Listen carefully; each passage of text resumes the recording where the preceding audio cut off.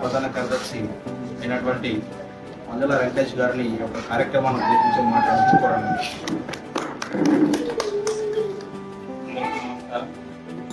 ముందుగా సోదరుడు అఖిల్ నాయుడు గారికి